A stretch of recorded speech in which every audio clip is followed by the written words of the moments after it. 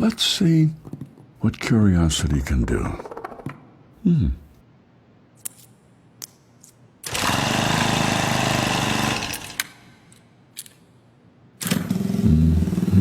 International people on a hundred high.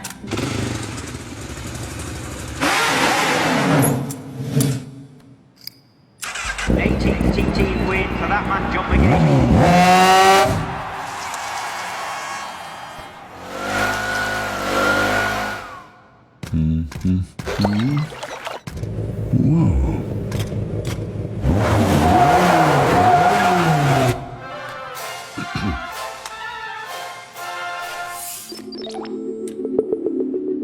Today's forecast, we should reach a high of 32.